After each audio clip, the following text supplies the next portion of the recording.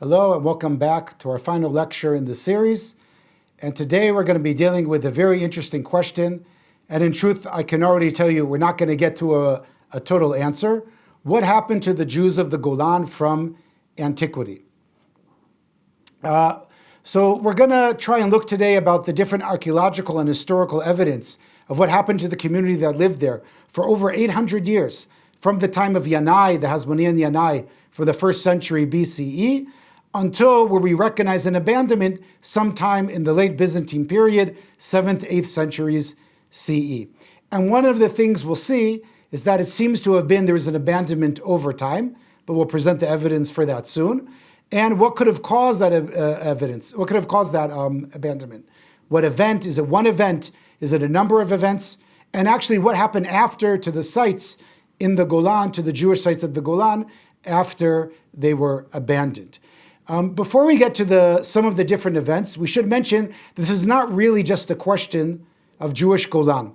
The question of the abandonment and the decline in settlement from the Byzantine period into the early Arab period, or known as also the early Islamic period, meaning at some point in the 7th century, in the years 700, 800, is a very, very large question in archaeology in the land of Israel. And there's been debate, there's been different theories. Every 10, 15, 20 years or so, different theories arise. And even pinpointing when the exact decline happens is a question. It used to be thought, for example, that the conquest by the Arabs in the 7th century caused the decline in settlement. Today, archaeological evidence points to actually a decline already happening in the Byzantine period. But why did that happen? Is it because of plague? Is it because of a climatic event? Is it just something generally that happens where villages reach a certain point where the land can no longer sustain them?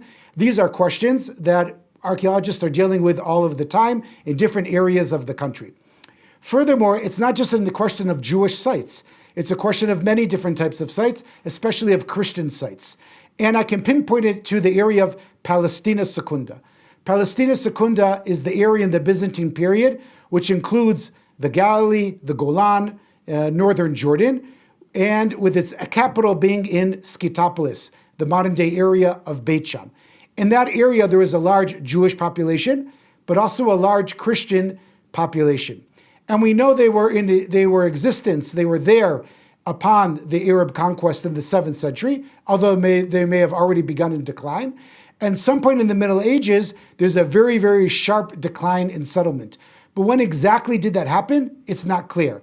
And did it happen to both communities at the same time? Did it happen separately? Is it different between the Galilee and the Golan? These are some very large questions. And today we'll kind of pinpoint our question just to the Jewish communities of the Golan. But I want those watching us and listening to us to know that it's part of a larger question of which archaeology does not actually have a complete answer today. Well, we're dealing with the Jewish area of the Golan, which is mainly the central Golan. There are different events that seem to have affected and caused decline. One of them, the Great Revolt, we talked a bit about in our first lecture, and we'll review it quickly here today. But did that cause a decline in the number of Jewish sites? Meaning after the destruction of Gamla, did other Jewish sites were they also destroyed? We'll take a look at something that happens throughout the Roman Empire in the 3rd century, which is a major economic and political crisis, and did that cause decline as well? What about earthquakes? About every 100 years, we have a major earthquake in the area of Israel. Did that cause a decline in the number of settlements? And what about plague? Since the corona, let's say the scholarship on plague has risen. It's interesting that scholarship many times follows what's the trend. And so if 10 years ago there was a climatic trend, people also looked at did different climatic events cause a decline, meaning if it was too cold or too hot. And since Corona a few years ago, the idea of a plague causing a decline in settlement or in the city has become a much more popular area of interest in archaeological and historical research. And what about the Arab conquest? Did the decline happen before? Did it happen upon the conquest? Or did it happen a couple hundred years later? Now, in order to understand the decline, we first have to take a look at when did it begin. And our knowledge for this comes from two sources: archaeological surveys and archaeological excavations. In archaeological surveys, archaeologists roam around an area, they pick up pottery, They describe what they see, but there's no excavation actually taking place. You kind of remain on the surface level. In excavations, you can get a much more precise dating when something was established, when it declined. However, you're limited. You're limited in how much you can excavate. You're limited by time. You're limited by budget. And so surveys are a much more common method used to try and understand when settlements existed and when they fell in a certain region. The Golan has been extremely well surveyed, and the survey has been published. And here I'm showing you the survey results between the late Roman and Byzantine period, meaning it's showing you what existed in the 3rd, 4th century, and then what happened in number of settlements between the 4th through 7th centuries. And what you can see here is that between the Roman and Byzantine period, there is a decline.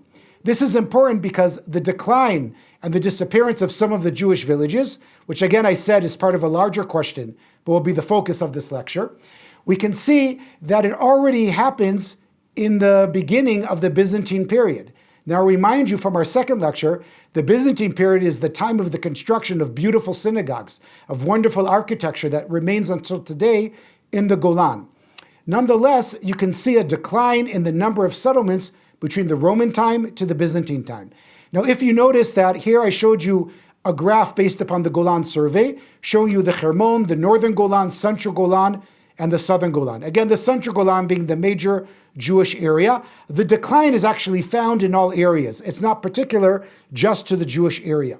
This is based upon surveys. If we take a look at high-resolution surveys, these are surveys where archaeologists focused mainly on the period of the Hellenistic, Roman, and Byzantine times, where they collected a large number of pottery, more than usual surveys. And these happened in the central and southern Golan. And there we can see a sort of zoom in on what I showed you previously, but a higher resolution. And here you can see as well that between the late Roman and Byzantine period, you can see a decline in the number of settlements, both in the central Golan and in the southern Golan. What we're seeing here is that the abandonment of Jewish settlements, which will happen following the Byzantine period, did not begin at that time, but it begins at some time in the Roman period. The Roman period is the height of the number of settlements in the Golan, with over 300, and it declines going into the Byzantine period. When exactly happened, how did it happen, is what we'll sort of focus on today. So the first settlement and the first event that can talk about Jewish decline is from the events at Gamla. Now, remind you, Jewish settlement begins in the Golan, at least in the Second Temple period. We relate it to the time of the Hasmoneans with Yanai. Some scholars say maybe it happened somewhat before, but clearly from the time of Yanai, from around 80 BCE, we can talk about Jewish settlement mainly in the central Golan and somewhat in the southern Golan. We know that something happened around the year 67 at the time of the Great Revolt.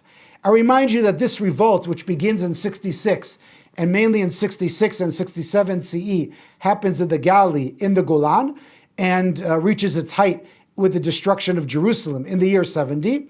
We know that Jewish communities were destroyed all throughout the Galilee and in areas of the Golan. But here we have some interesting finds. Up until recent times, until around 20 years ago, it was thought that in the Golan, when Gamla was destroyed, so too were many, many Jewish settlements around Gamla. And this was thought mainly based upon historical analysis. If at Gamla there were 9,000 people who were killed by the Romans during the revolt, and about half of them come from villages around, it must be that those villages were abandoned. And this was a conventional wisdom for the Golan. But around over 20 years ago, with the high-resolution survey of Chaim ben David, which you saw the results over here, we found something interesting happening in the Golan. And Chaim ben David found the following. He saw that, in fact, the only site that was abandoned was Gamla. All the other Jewish sites that were in existence in the Roman period will continue to exist, and some of them will be abandoned, but not at the time of the Great Revolt, but just preceding the Byzantine period, mainly at some point in the late 3rd or early 4th centuries. And this he found based upon survey, meaning he found that in the survey results, pottery of the 1st, 2nd, 3rd, 4th centuries is found continuously at many sites. And so his results change our picture of the Golan based upon the first Jewish revolt. Yes, Gamla was destroyed. Yes, it must have been a very important event, but overall, it did not affect the Jewish communities of the site. The truth is, this fits very well with what we know about the Romans. The Romans were inclined not to attack everyone, but they attack only who attacked them or only who rebelled. We know that Gamla rebelled. We know of other sites in the Golan where even Josephus says, I built fortifications there, but those sites decided not to revolt, such as Sogane and Sarukia, sites that we don't know where to identify them, but they existed in the Golan. We also know of something similar in the Galilee.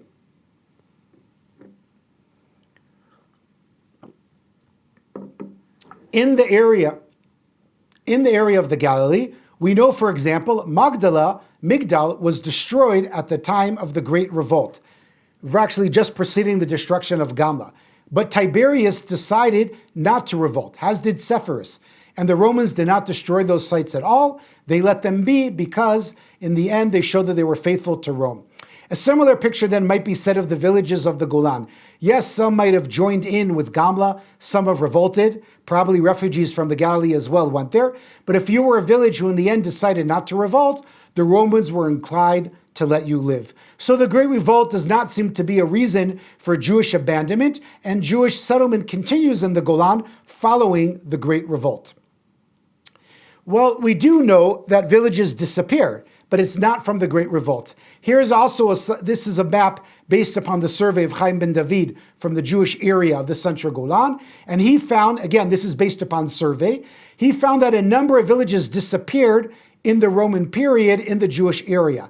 And there you see a map of about 15 of those villages, which did not continue into the Byzantine period, but based upon archaeological surveys, were abandoned in the Roman period. Again, we mentioned in the beginning, this is an overall phenomena in the Galilee and the Golan, not just at Jewish sites, but it also is very strong at the Jewish sites, that some of them do not continue into the Byzantine period. Now, I should mention, this doesn't mean that the Jewish population necessarily dropped.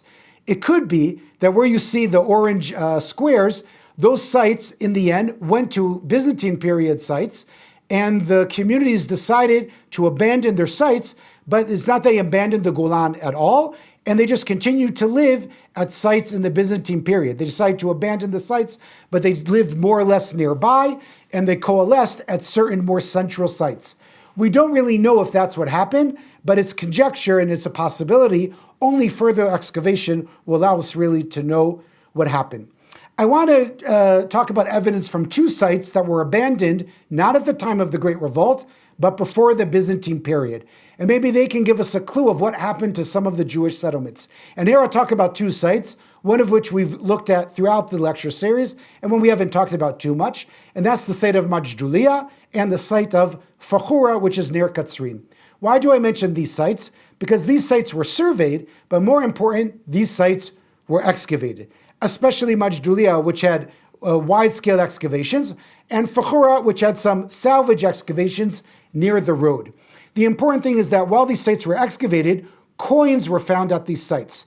Interestingly, these sites, both in the Jewish areas of the Golan, these sites both have the same coin as the latest coin, and that is a coin from around the year 270.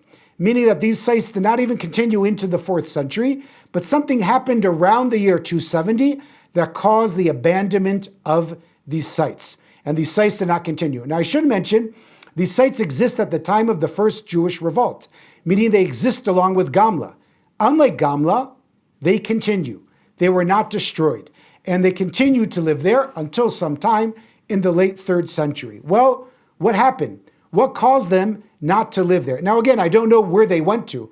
It's possible the people from Fachura went to Katrin, which has a Byzantine period strata and a very large, beautiful Byzantine period synagogue. And it could be the people of Majulia went to Deraziz or Umo Kanatir, sites that continued into the Byzantine period. Even if they did or they didn't, something we don't know, we have to try and question, well, why did they leave their sites? Because normally what you find in antiquity, a site that was good to settle and live because there's water, because there's agriculture, is a good site in the 1st century and also in the 2nd and 3rd and 4th century. What would cause them to abandon it sometime in the late 3rd century? I should mention, we really have no historical sources on the Golan for this time. We have a bit more on the Galilee, we have more in the other areas of Judea, but on the Golan, we're really in the dark. We really don't know what could have happened that caused them to leave these villages. Now, I also mentioned these sites because the sites I mentioned before from the Ben David survey were mainly surveyed, not excavated. And it could be that these excavated sites, which show that they were abandoned in the late 3rd, might have been what actually happened on all the other sites as well, but only other excavations will show if that was the case. So what happened at these sites? Well, some of the evidence I can look at Majulia based upon our excavation. When we excavate a site and we notice that the site does not continue, we try to identify what happened that it did not continue. And the best area for looking at this at Majulia was Area M in the northwestern area of the site, where a beautiful residential area excavated by Abi Bracha was excavated, a beautiful neighborhood. And we have some remains there that might hint to us what happened at the site. Was there a destruction? Was there a war? Was there an earthquake? So what do we find at that area? Here we're seeing part of the neighborhood that was excavated. You can see our houses with courtyards and an alleyway that was found there at the site. So we're able to uncover some of the rooms, and the last phase there is from the 3rd century. I should have mentioned that all of this was found under a collapse, underneath a lot of stones, and the beginning of the settlement here is at the 1st century BCE, meaning we can see that it was continuously settled from the time, more or less around the time of Yanai, in the late Hellenistic period, and then is abandoned suddenly in the late 3rd century, like we said, around the year 270. Well, what happened? What caused them to leave these houses after a couple hundred years? When we look at the evidence, we see evidence of living in these areas. We see taboons for cooking. We see nice courtyards. Here you can see stairs leading into the area of the courtyard. We see houses. We have coins from different sites. And we also have evidence of weaving, of grinding. We have every evidence of regular domestic life. However, when we actually look very closely at the evidence, what we see is an abandonment. We see that the people left. What we don't see is a destruction level. Destruction levels are very easy to identify, usually in archaeology, because you're actually left with the destruction itself. You can see a lot of burnt material, but you also see a lot of beautiful finds. A violent destruction, while it might be bad for live there, is something that archaeologists wish would happen to people in the ancient world. Why do we wish upon them destruction? Because what you want to do in archaeology is freeze time. You want a window in time. And one of the ways to do that is by having the people been destroyed. But we don't see that at Majulia. At Majulia, what we see is abandonment. And why do I say that? We have very few complete vessels. While we do have some coins found in the neighborhood, we only find a few coins here and there in each room, maybe 2 or 3 coins. We don't, let's say, find a sudden cachet that someone left there because they were running away. We found some metal objects, but we don't find tens of metal objects. Meaning if there had been a destruction and a sudden abandonment, we should have found a much richer evidence. Furthermore, if there was earthquake, we would have found more evidence of earthquake as far as the position of the way the stones fell. Or sometimes you're lucky you found a person who was buried underneath. None of that was found in Majulia. The signs in Majulia suggest that there was abandonment. I'm not sure it was abandonment over time, but it could have been there was enough time to take anything important with them as they left the site. So we don't see an earthquake. We don't see a destruction from a war. Our question then will be, what would have caused the people to have left? Because again, if they lived there for a couple hundred years, why would you pick up and leave suddenly from the site? And why wouldn't you go back there later on? Well, we don't really know the answer because we don't have historical evidence from the site. And I can give a few theories, but again, these remain as part of theory. One of the theories could be dealing what happens in the 3rd century around this time in the Golan, and in actually all throughout the land of Israel. At this time, there's a queen by the name of Zenobia living in Syria, near the Syrian-Iraq border, who revolts against the Roman Empire. It's part of a larger story, which you yourselves can find a lot of evidence for online, who is ever interested in. And she captures areas going down from the land of Israel into Egypt. Now, it's a very short episode. The Roman Empire eventually able to conquer her back, and they eventually take her into captivity and bring her back to Rome. But it could be around this time, she makes her way from Syria into the Golan, causing some of the villages to be abandoned. Maybe because it's near the Roman road, as Majulia is. This is a possibility. It makes well with the time of this event. However, I think I would have found it in more villages than what is found. So it's hard to know if this is the event that caused it, but maybe it's one of the events. Another possibility that has been offered by some scholars deals with the general 3rd century crisis. In the 3rd century is a time of crisis in the Roman Empire, mainly from around the year 230 up until around the time of the year 284, 290, until the time of the Emperor Diocletian. And actually, if you look around in the mid-3rd century in the Roman Empire, it's a time that you'll see around 50 Caesars who were ruling in Rome over a very short period of time. Usually Rome has a certain amount of stability as far as who's ruling the empire. But the 3rd century, especially the mid, going to the later 3rd century, saw a time where there's a lot of infighting, a lot of Caesars who ruled for a short period of time, where you have foreign tribes making their way and endangering the area of Rome and conquering certain areas. And you also know of a socioeconomic collapse with high inflation going on. So all of this is going on in the 3rd century. It's a horrible time of crisis. And most of this we know of sources dealing with the Western Empire. But in the eastern area of the empire, of which the Golan is a part, it of course would have affected it there as well. Could this have caused the abandonment of some areas which say maybe were more fragile, which already were in a state of some sort of stress, and it caused them to leave? It could have happened at the time, or it could have happened as part of the reforms by the Caesar Diocletian, who tried to fix the crisis and did it with some success inside the Roman Empire. And part of this deals with the interesting evidence we have, which deal with border stones. One of the very interesting pieces of evidence that we have tens of them throughout the Golan, mainly in the northern Golan, but some in the central Golan, are border stones from Diocletian. What are border stones? These are stones that show where is the border of the village. On them is named the Caesar, as well as different administrative people who are involved in marking the area. Some of them are short, some of them are long, written in Greek, and sometimes they actually have the name of the village on them. This is a wealth of information for archaeologists, and a disproportionate amount of these stones have been found in the area of the Golan. Some scholars think that the Golan here is showing us something that happened in other areas of the country, but definitely happened in area of the Golan, in the northern and central Golan, and somewhat in the southern Golan as well, where Diocletian reorganizes the taxing mechanism in the area of the villages. And this would have brought back wealth and stability.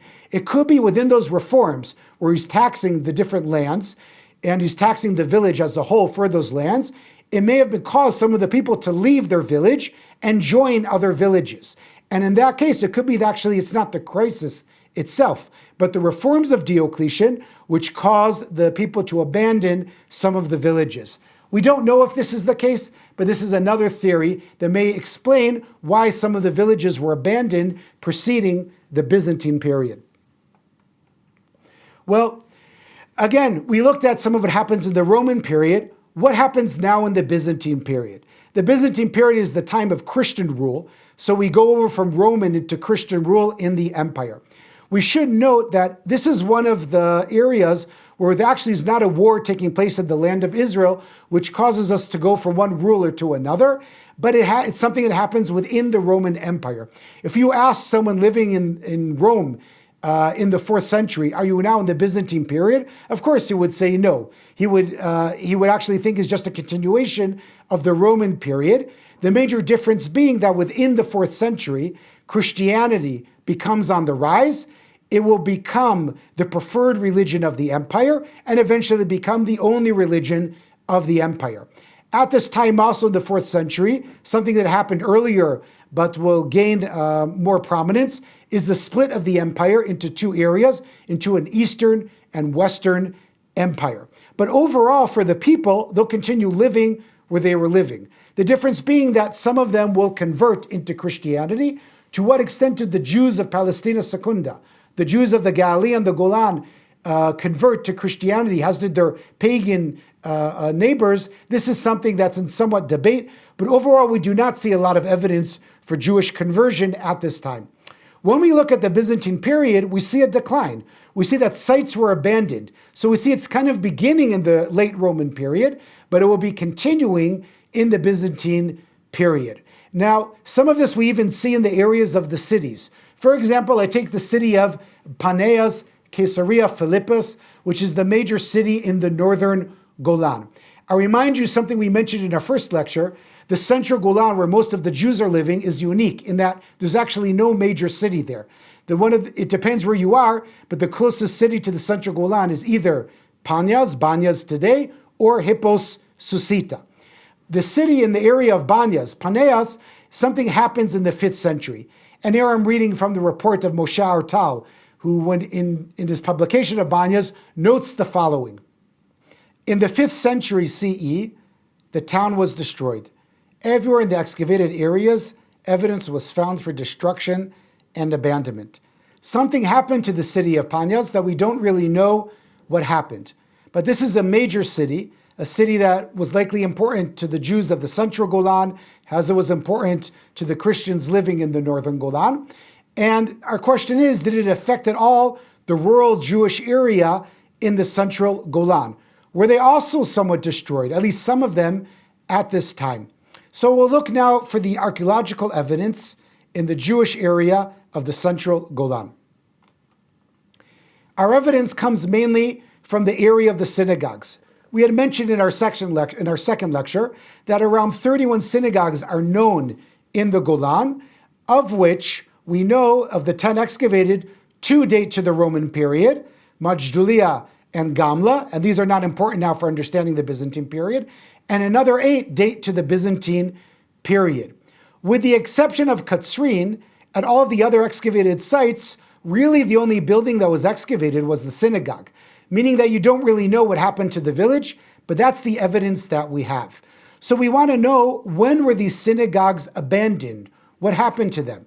Now, it's hard to know many times in archaeology when a public building was abandoned. We can know when it's built. We can dig under the floor, we can dig by the walls, we can see different areas that were fixed and reconstructed, but it's hard to know many times when did it go out of use. But we're going to try and look at today to try and understand, well, when were the villages abandoned?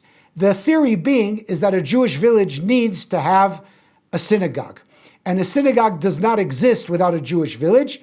And while you could have a Jewish farm or a couple of families likely without a main synagogue, you would not have a large Jewish village without a synagogue inside of it. So we'll look here at the evidence from some of the synagogues in the Golan and try to understand when were they abandoned. I'll begin here with a very not well-known synagogue, and that's the synagogue of Dabia. This is a synagogue to the east of Katrin. It's something that can be visited today on foot, and this synagogue was excavated around 40 years ago by the archaeologist Tzvika Maoz. And Tzvika Maoz excavated just a partial part of the synagogue, and while the site was surveyed, the residential areas of the site were not excavated. And Tzvika Maoz notices something interesting about this synagogue. He relates that this synagogue seems to have lasted for a very, very short period of time. He says it was constructed in the late 4th or 5th century, but he sees no evidence that the site continued, or at least the synagogue continued. And he thinks that it may have one of the shortest occupations spans of any of the synagogues in the Golan, meaning something happened to the site in the 5th or the 6th century that caused the synagogue to be abandoned. Now, I should mention, this is an important piece of archaeological evidence. Tzvika Maoz also relates that he thinks it's possible that while the village may have continued, they may have never actually finished building the synagogue. One of his pieces of evidence is that he found no evidence of roof tiles. Now, if this is the case, it might show us that something happened to the Jewish community there, but it's not evidence of abandonment of the community if they never actually finished the building. So it's possible some of them lived there, if not finishing the synagogue. So let's now look at another example that might give us more information, and that's the synagogue of Ein Nashut, also near Katrin, also was excavated by Tzvika Maoz. This is a small but beautiful synagogue that has many very highly decorated pieces. Some can be seen at the site today, and under the other pieces can be seen at the Antiquities Golan Museum in Katrin. The synagogue, according to Tzvika Maoz, was established in the Byzantine period, but was abandoned, and here's something very interesting, in the 6th century. It was not abandoned upon the Arab conquest in the 7th century. It was not abandoned in the 8th century, which we'll talk about later, at the time of a major earthquake in the land of Israel. He notices a 6th century abandonment. Not only that, a olive press also was excavated at this site, and while there was not a large-scale excavations at the site, the evidence from the surveys at the site also seemed to relate that the whole site was abandoned in the 6th century. Most importantly, it's one of the few Golan sites that was not resettled later. What you have happen at many sites is that they're abandoned at one time period, and then maybe a couple hundred years later, someone will go back there and resettle. It ain't a shot that did not happen. It was never resettled again. Not in the early Islamic period, not in the Mamluk period, which is a time of major settlement in the Golan, and not even in the Ottoman or in the Syrian period, and not even today under modern Israel control. This has remained an archaeological site. Many of the stones at this site were taken out in the Syrian period and brought to a village nearby named Ein Samsam, near Kidmat Tzvi of today. And we know today that so many of the beautiful elements were found its way to modern day housing. However, at the site itself was abandoned, which again, it's not as good as an earthquake destruction. It's not as good as a violent destruction, but it means it was left kind of the way it was. So this happened according to Tzvika Maoz in the 6th century, based upon the coins, which are very, very good evidence. The question is, what happened at this time in the later 6th century that may have caused the abandonment of the site? Was there an earthquake? We know of an earthquake in 551, but the site continues afterwards. We don't know of a foreign conquering army. We don't know of a major economic collapse. And what would have caused them to abandon the site of Ein Nashot, and most important, not resettle it later on? What would cause someone to abandon this site, and already mentioned now, other sites we'll see continue. Katrin, which is nearby, will continue. Kaneter, which is not so far away, will also continue. So what happened them to abandon here? Tzvika Maoz gives a very, very interesting idea. And this is an idea that he thought about already in 2000 in his publication in 2008. He relates it in earlier publications. And I should say it's an idea that has found its way into archaeology at other sites in other areas of the country over the past 5 years, mainly because of the coronavirus, which causes us also to change our thinking in archaeology. And he relates the following. He says that in 542, there's a major epidemic. This is an epidemic that's well known as the Plague of Justinian. It's kind of not a nice name because it's not that Justinian, the Byzantine ruler, causes the plague, but it happens during his time. But we do have historical evidence for this plague throughout the Middle East, where maybe like the Black Plague, and it seems to have been very similar to the Black Plague, it could be up until a third of the local population was killed. There's a disagreement among historians how much really was the effect of this plague, because while we have historical evidence and descriptions, it could be that sometimes they're somewhat exaggerated. In any case, Tzvika Maoz says that this plague, the plague of Justinian, which is happening in the mid-6th century, but may have continued somewhat afterwards, is the most plausible reason in his mind for the cause of the abandonment of some of the Jewish villages, as well as non-Jewish settlements across the Golan. And he mentions again that this site, as well as other sites, their demise was so overwhelmingly only because, and that had no recovery. And he says that must have been somehow connected to this plague.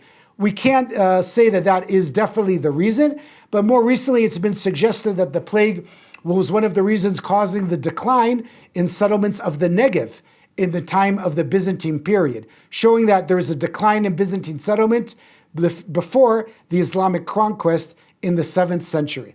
It's very interesting to note how modern day events really do affect you in archaeology.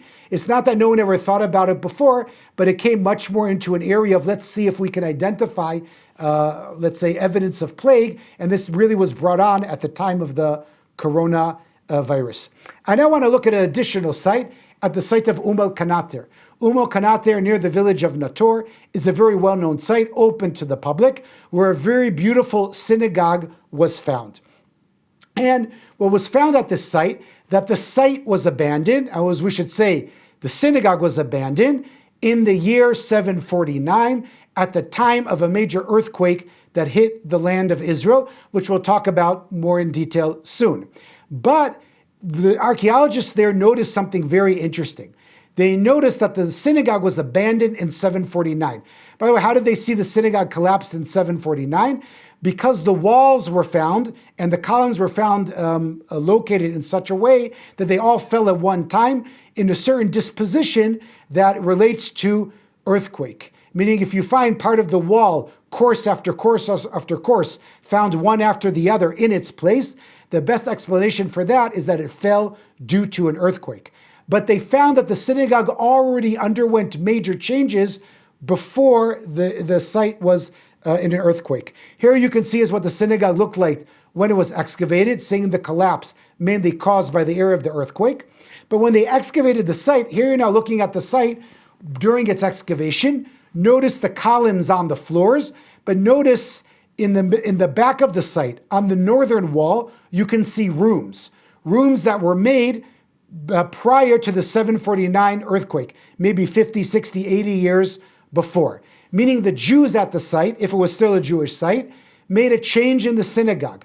The excavators suggest that the site was a synagogue, a beautiful synagogue, and sometime before the earthquake, something happened that caused the Jews to, let's say, shorten the area of the synagogue, making it a farmhouse in the northern part, and the southern part continued to be used as a synagogue.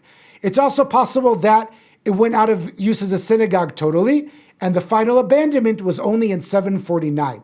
So here we're seeing some change in the synagogue, which is relating to some change in the Jewish community. It goes out of use totally in 749, not being reused, but that kind of change already seems to predate the 749 earthquake. Probably one of the most important sites to relate to the abandonment is the site of Katrin. Katrin is a site that was excavated in the 1970s by Donny Orman and his colleagues, and was also excavated in the 1980s by Rachel Achlili, Tzvika Maoz, and Ann Killebrew. Ann Killebrew continued excavating not only by the synagogue, but also in the village. Her excavations are key in understanding the Jewish abandonment in the Golan, because it's one of the only sites in the Jewish area of the Golan where the village houses were excavated along with the synagogue. And what was seen at the site of Katrin?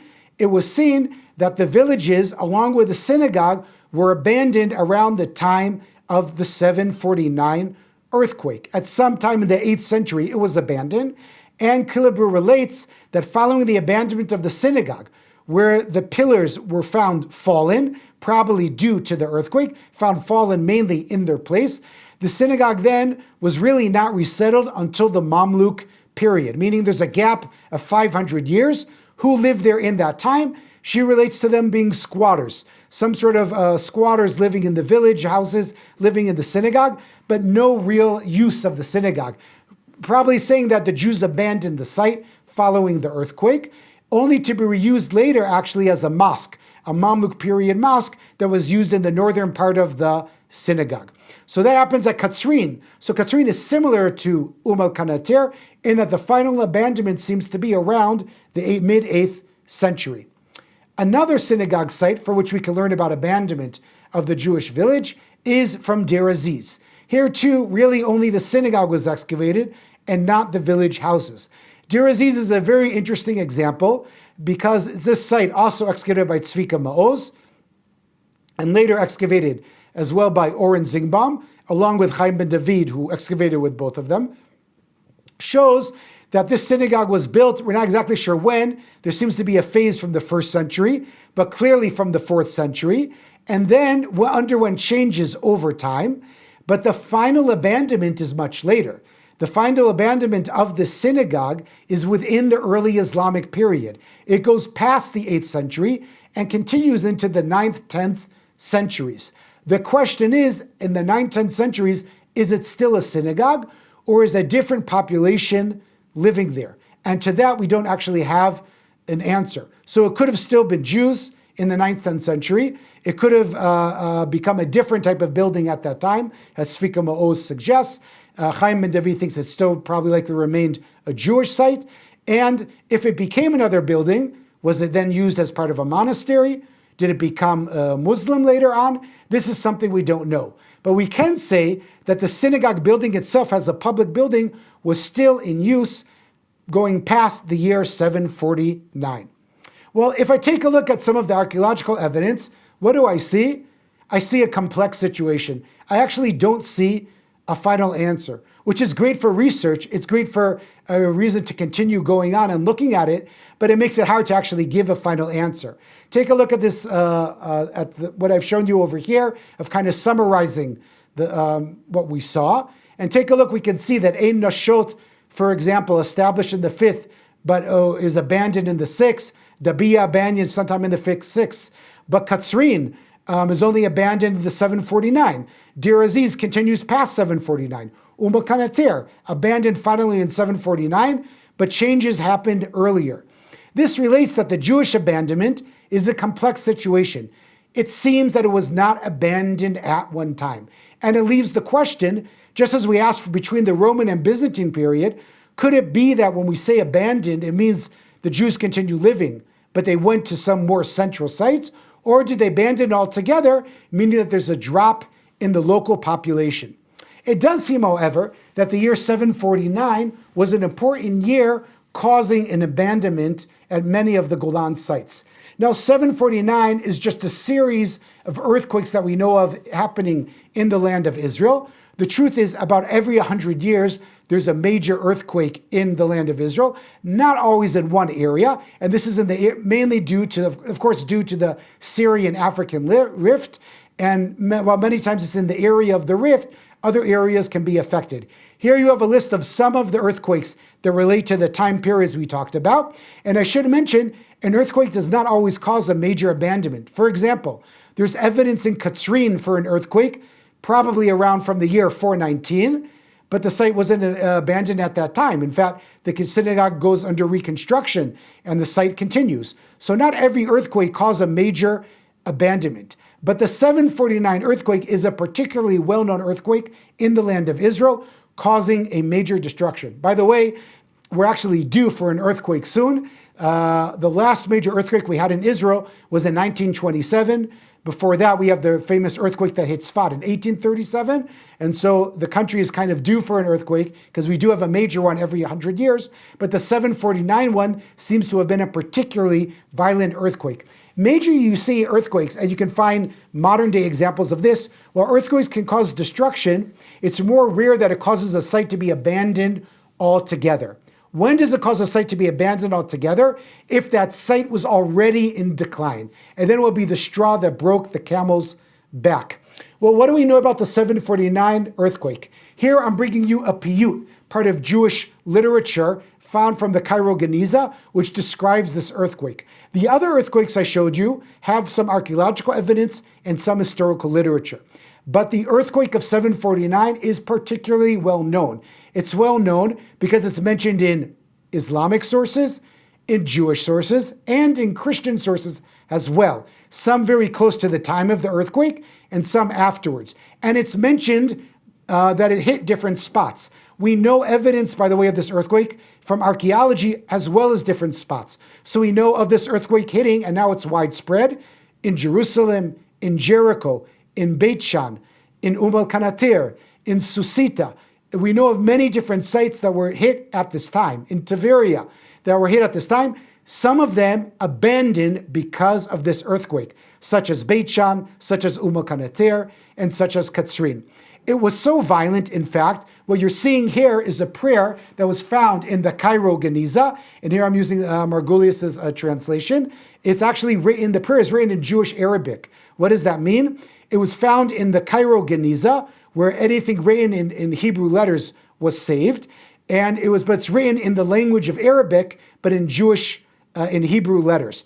And you can see the translation on the bottom. And I'll just mention quickly in English that it mentions that on the 23rd of the month of Shvat, on the 23rd of Shvat was a fast day. And notice the earthquake that took place in 749 was so violent that for many years Jews would have this to be a public day of fasting. It has not lasted until now, but there's a number of documents in the Cairo Geniza mentioning the fast of Chaf Gimel Shvat. I should mention, if anyone looks further into this earthquake, there's not consensus amongst historians and archaeologists when it actually took place. It might be 748, it might be 749.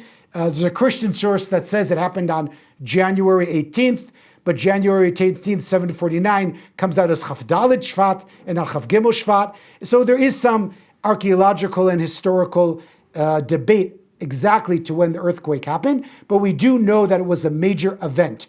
It seems to have affected the Jews as well in the Golan. Has it affected the major cities such as Hippos in Susita? I want to now get to our final site that we'll look at, and that is, while it did hit the Jews, it seems, as they hit other sites, what happened afterwards? By the way, here you're seeing the collapse of the Hippos at that time, and here you can see the Cathedral of Hippos, and you can see the beautiful pillars that all fell in the same direction based upon the 749 earthquake. However, we know of something else in the Golan. For example, in the southern Golan, we know that Hippos was already in decline, in fact, in the end of the Roman period, in the Byzantine period.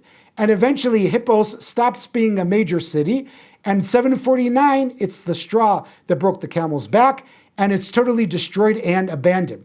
But during its decline, another site in the Golan goes on to the rise. That's a site by Kibbutz Afik today, the site of Fik. At the site of Fik, archaeologists already in the end of the 19th century and in modern day times saw evidence for a Jewish presence. Here you can see a pillar that was found in secondary use, and on this column you can see a menorah as well as an inscription which mentions Yehuda the Chazan, Yehuda Chazana, and there's other inscriptions. There's other inscriptions and evidence of a synagogue that was at the site as well as evidence for churches that were at the site. But what we know is both from historical and archaeological evidence is that while Susita was on the decline in the Byzantine period, Fik took its place. But Fik continues, unlike Susita, past 749 into the early Islamic period. We know this both from archaeological sources, evidence from the site, and we also know it from other sites nearby. And without going into too much detail, Fik is a site that goes on the rise and continues. Tzvika Maoz makes a very interesting suggestion that the Jewish remains that we found at Fik are not from the Byzantine period, but they might actually be date to the early Islamic period. It's hard to know because you're looking at columns found in secondary use with Jewish designs, but if this is the case, it would be evidence of Jews continuing to live in the Golan, where? At a city site or a major settlement site. Now, part of the reason he says that is because usually what we find in the Golan is that Jews live by themselves, Christian lives by themselves, pagans live by themselves. In the villages, you don't find mixed populations. Where do you find the mixed populations? In the urban centers or in large settlements. And when was Fik a large settlement? In the late Byzantine and early Islamic period, and therefore that would have been the time where Jews would have lived there, likely along Christians, during the time of the early Islamic conquest of the site. I will end here dealing with Tzvika Maoz, and Tzvika Maoz mentions the following. He says that when we look at the early Arab conquest, the conquest in the 7th century, in his mind, when they come into the Golan, they actually found an area that was already not well settled. That the abandonment did not happen because of the conquest of the Arabs around the year 640. In 636, for example, we have the major battle by the Yarmouk River, and later on we have the conquering of the rest of the Golan and the land of Israel. But he says the Muslims found an area with already a declining and fragile population. It seems for what we saw here today that this is something that happened over time, that the abandonment of the Jewish community was a gradual abandonment. So it reaches its height in the Roman period, and then at some time in the 3rd and 4th century, we start to see the decline. A decline that happens in other areas as well, but we see it particularly well in the Jewish areas.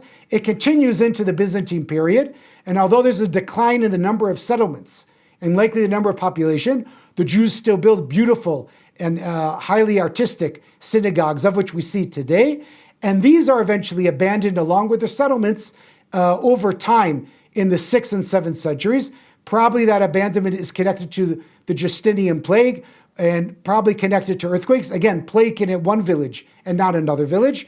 And then while there's already somewhat fragility going on, the 749 earthquake causes most of them to be abandoned. The remaining people may have gone to Fiqh or to some other major urban centers like Tiberias and eventually disappearing altogether. The finds from these buildings will eventually remain at their sites. And in modern day times, at the end of the 19th century, 20th century, sometimes they find their way into secondary use in modern day buildings of the villages that existed in the Golan up until 1967. And in more recent times, they're being revealed in different archaeological surveys and excavations. What we've been able to see together throughout these lectures is to take a quick window and view of the Jews who lived in the Golan in antiquity. There's obviously much more to say, and because research is continuing in modern day times, I'll hope there'll be much more to say and learn in the future. Thank you very much for being with us.